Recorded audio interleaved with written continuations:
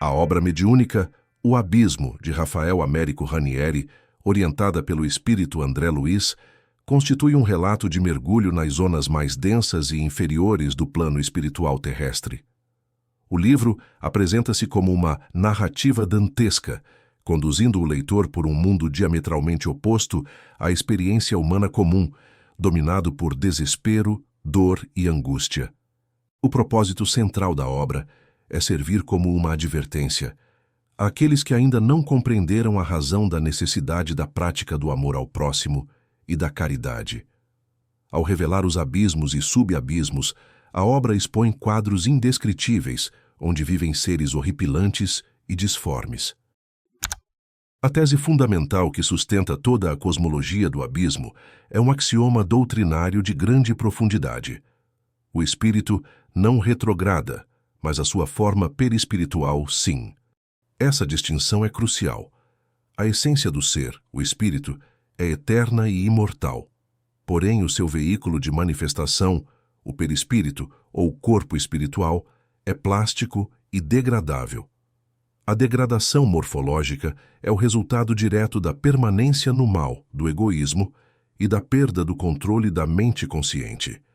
Tais seres, ao se entregarem ao mal em várias reencarnações, tornam-se densos, perdem a forma humana e iniciam uma descida vertiginosa. O abismo não é apresentado como um inferno eterno de punição arbitrária. A obra busca restaurar a verdade espiritual, afirmando que o mal é temporário, é a ausência de bem, assim como a sombra é a ausência de luz. A queda na forma é, portanto, autoimposta e regida pela lei de afinidade, onde o ser se materializa e adquire peso específico perispiritual, sendo forçado a descer. O conceito estabelece uma clara cadeia causal. A ação moralmente negativa no mal, ou relativa ao egoísmo, gera uma energia de baixa frequência, resultando em um aumento da densidade perispiritual, o que leva, por fim, à queda compulsória e degradação morfológica. Contudo, essa degradação não é abandono. O abismo opera como um mecanismo de justiça divina e recuperação, onde a forma degradada, como a casca de uma serpente, serve como uma vestimenta protetora, garantindo que o núcleo eterno do ser estacione no tempo e não se desintegre totalmente, aguardando a oportunidade de redenção. A referência explícita à obra de Dante Alighieri indica que o propósito é oferecer uma versão cientificamente espírita, desdogmatizada do inferno.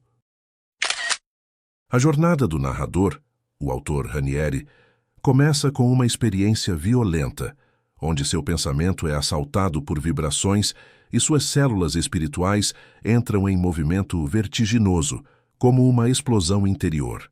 Orcus, o guia espiritual, explica que esse é um processo necessário de liberação parcial das células perispirituais, permitindo ao narrador adquirir a leveza essencial para a viagem astral. O guia espiritual Orcus é descrito como uma figura formidável, com a aparência de um profeta antigo, longos cabelos brancos, peito descomunal e rosto aquadradado. Ele atua como estabilizador e motor da viagem. Após o choque inicial, Orcus transfunde forças poderosas para o narrador, utilizando partículas de luz emitidas de seus olhos, trazendo conforto ao coração, e ondas de sua destra cintilante, reajustando a casa mental. Ele explica que para a densidade dos espíritos, a crosta terrestre não é compacta, mas sim um turbilhão de poeira em movimento que não oferece resistência, permitindo a penetração direta ao seio do planeta.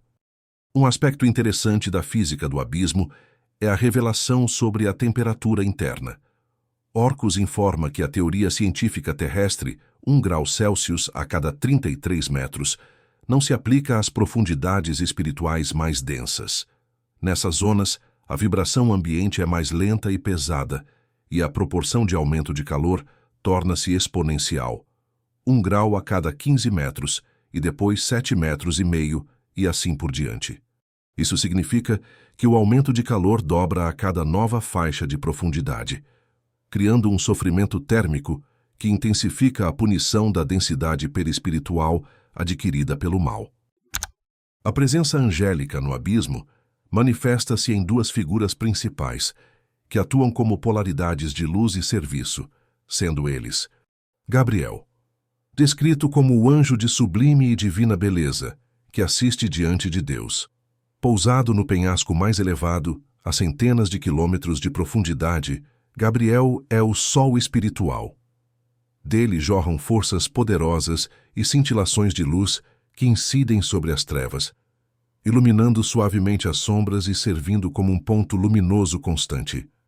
Atafom, um anjo de augusta beleza, e pele lirial que atua como guardador do abismo mais profundo e se apresenta como fiscal do cordeiro perante as forças inferiores.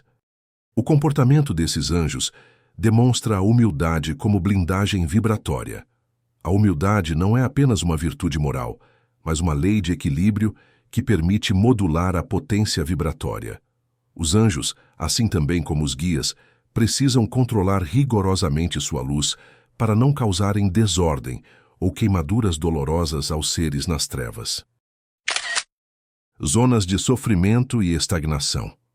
A descida ao abismo revela que as profundezas da Terra são compostas por vastas faixas vibratórias circulares, povoadas por seres em diferentes estágios de degradação.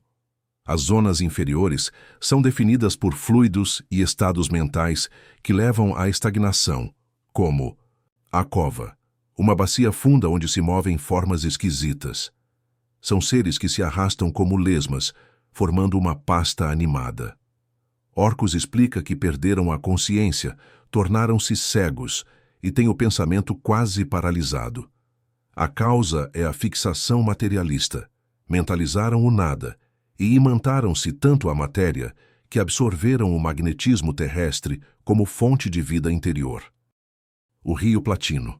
Um rio subterrâneo de águas semelhantes à prata líquida. Nele, centenas de milhares de criaturas rolam em turbilhão, batidas umas contra as outras. São aqueles que se deixaram dominar por todas as paixões e agora dormem na fúria das águas desencadeadas sobre si mesmos, lutando inutilmente para alcançar as margens. O Lago Gelatinoso, enorme lago de massa líquido-gelatinosa verde clara e transparente. Nele, seres degradados que perderam o corpo espiritual estão estacionados em uma massa difusa. Orcus explica que esta zona é, na verdade, um lago de hibernação ou campo de recuperação, onde a consciência, embora oculta, tem chance de readquirir poder de recuperação. A tragédia reside na inversão de valores. Para esses seres, a superfície da Terra, onde estamos encarnados, representa um céu ou uma esfera superior, pela qual anseiam. Manifestações da degradação perispiritual. O abismo funciona como um retrospecto evolutivo. O espírito, ao descer na inconsciência, é forçado a percorrer para trás a escala evolutiva, adquirindo formas que vão da animalidade até o vegetal e o mineral.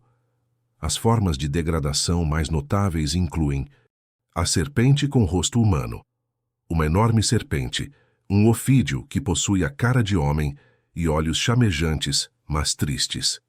Este ser se tornou a forma rastejante porque foi egoísta e mau, e nunca estendeu a mão ao sofredor, perdendo por consequência os membros. A carapaça do réptil é, ironicamente, uma misericórdia divina, um escafandro protetor. Os seres vegetalizados. Estranhas árvores de troncos nodosos que parecem formas vivas ou criaturas abraçadas. Representam corações e inteligências que caíram na inércia aparente e se paralisaram no egoísmo e no orgulho, resistindo ativamente à lei de Deus. Os mutilados e esqueletos. Espíritos que exibem corpos dilacerados, faltando pernas e braços. Os esqueletos são aqueles que mentalizaram firmemente na terra que após a morte nada restaria deles além de ossos, e o perispírito se moldou à sua crença fixa. Olhos vidrados. Muitos desses seres têm os olhos opacos e sem visão. A cegueira é um resultado direto do desgaste das fibras perispirituais causado pelo uso constante do olhar no hipnotismo sensual e no magnetismo visual de baixo padrão, ou seja, cegos de amor e paixão. O perispírito é assim um espelho implacável da moralidade e do uso dado às faculdades físicas. As corujas e a ave gigantesca, criaturas aladas negras com fisionomias humanas. A ave gigantesca, que Atafon detém com vibrações, foi um conquistador na terra, um monstro sem entranhas. Seu orgulho a faz encarar sua forma degenerada com bico enorme e asas negras, como quem sonha voar e governar de cima, demonstrando uma profunda inversão de valores e cegueira espiritual. Os homens rãs, seres gelatinosos, amarelos ou verde escuro, que se arrastam no lamaçal. Atafon explica que estes são os indecisos, aqueles que viveram em luta terrível entre matéria e espírito e nunca souberam o que desejavam. Eles estão mergulhados na estagnação, mas a força da lei usa até mesmo o amor imperfeito. A tela mental de um deles projeta a imagem de uma mulher amada na superfície, que atuará como a força magnética para puxá-lo para fora da lama e para a reencarnação. O limiar da inconsciência. A jornada ao abismo esclarece o conceito de segunda morte. A morte física é a primeira. A segunda morte é a dissolução ou desagregação atômica do perispírito. Orcus explica que os seres mutilados, com seus corpos dilacerados, estão na agonia da segunda morte. A degradação da forma é o caminho para a petrificação ou mineralização do perispírito, se o espírito não reagir. Embora o perispírito possa desintegrar-se, o centro da consciência, o ser eterno, reduto sagrado da divindade, é preservado. Ele não se destrói, mas retorna a um estado tão grande de inconsciência que é como se não existisse, o quase nada, até que reinicie a jornada de ascensão. O estágio mais profundo do abismo são as madres de gestação, ou nichos onde jazem as ovas. Estes são seres espirituais que perderam todos os membros devido à mentalização destrutiva e atingiram o estágio profundíssimo de estagnação. Diferente dos ovoides que se alimentam magneticamente, estas ovas estão completamente fechadas, como ovos em chocadeiras, aguardando o despertar para retornar à lei. Mesmo neste limite de inconsciência, o amor não se extingue. Mães peixe, mulheres aprisionadas na forma aquática, visitam seus filhos nos nichos, abraçando-os e chorando desesperadamente, comprovando que o instinto maternal e o sentimento persistem, atuando como potentes ímãs evolutivos. A estabilidade e forma do perispírito são inteiramente determinadas pela mente. A mente que abriga pensamentos de baixa vibração produz sentimentos materializantes, o que torna o perispírito mais pesado. Inversamente, a elevação da mente gera vibrações que trazem leveza. A criatura constrói ou destrói a si mesma. A lei divina manifesta-se também na sexualidade. Orcus revela que a manifestação sexual existe no abismo. Em estágios inferiores, a mente se expressa através de órgãos primários de sensação e reprodução de formas inferiores. Em estágios superiores, a sexualidade transforma-se em transferência de alimento masculino ou feminino, significando uma troca de valores evolutivos, comparada ao pólen de uma flor sendo transferido para outra à distância.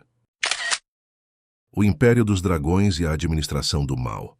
Os dragões, que simbolizam as forças do mal, são entidades perversas e inteligentíssimas, endurecidas por milênios, que se organizam para o mal e administram cruelmente os abismos, sendo cultuados por batalhões militarizados. Eles governam por misericórdia divina, mas sua administração é baseada na tirania.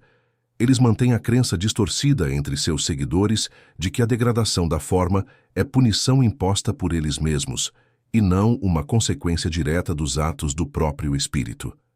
Este estratagema garante o respeito e a escravidão de milhões de espíritos caídos.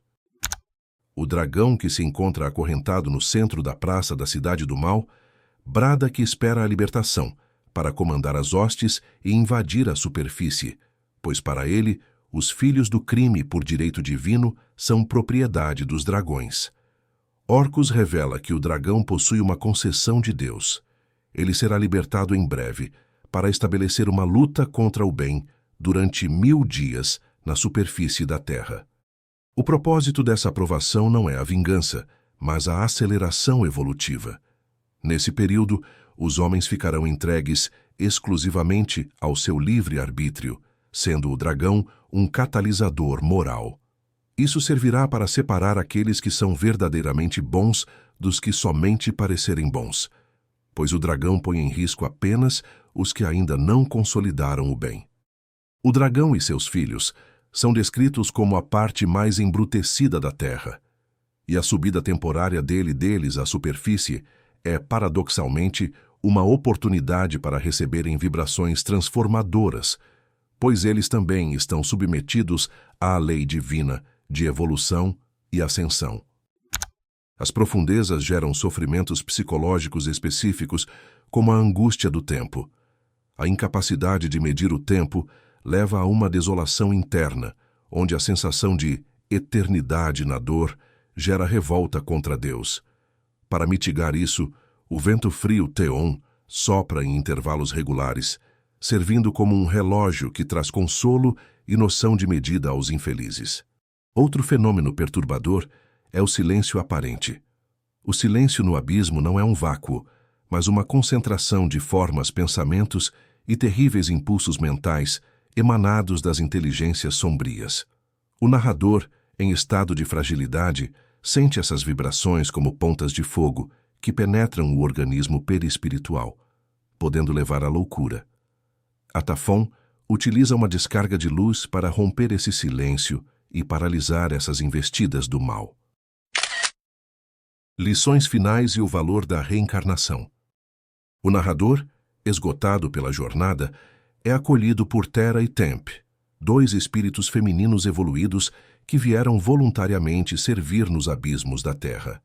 Elas guardam um dos desfiladeiros, operando em uma faixa espiritual de intensa frigidez. A missão delas é dupla: controlar a ferocidade dos dragões e dar amparo aos seres que começam a despertar e subir.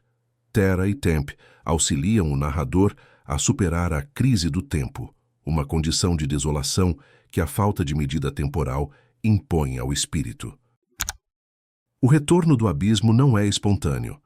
Orcus explica que a saída é controlada, exigindo ordens ou um passaporte das esferas superiores.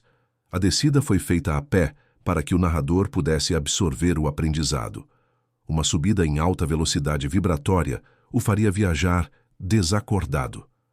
Para a subida, Gabriel projeta linhas magnéticas de proteção, um imenso campo de energias cósmicas que se desenrola como uma escada na atmosfera abissal, controlando o retorno de forma lenta e segura. Ao emergir da atmosfera terrestre e contemplar o céu estrelado, o narrador sente um imenso alívio e amor pela crosta terrestre, reconhecendo a superfície como um lar de paz, sublime e leve, em contraste com o pesadelo das profundezas. A jornada revalida o valor supremo da reencarnação. Do ponto de vista dos caídos, a reconquista de um corpo na Terra é uma oportunidade divina, um verdadeiro céu.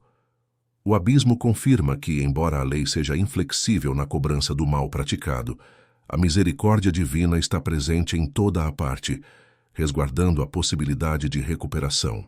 A humildade é a lei final da ascensão, e o reino de Deus é de alegria e paz. O conhecimento da realidade do abismo serve, em última análise, para reforçar a necessidade da prática do bem, da caridade e da elevação do nível de consciência como única forma de evitar a materialização e degradação perispiritual, garantindo a jornada rumo à leveza e à luz. Conclusões. O livro O Abismo revela um modelo cosmológico complexo, onde o sofrimento pós-morte não é punição arbitrária, mas uma consequência física e vibratória da moralidade do ser, seguindo leis inexoráveis. A grande revelação da obra reside na tese da degradação da forma perispiritual, em que a alma eterna se retrai na inconsciência, e seu veículo se animaliza, vegetaliza ou se mineraliza, refletindo a baixa vibração mental do espírito. A justiça divina manifestada no abismo é de natureza compulsória e regenerativa, utilizando os dragões como executores da lei de causa e efeito e como catalisadores evolutivos. O livro fornece uma advertência científica e espiritual sobre o poder da mente, que pode modelar o perispírito até a sua dissolução.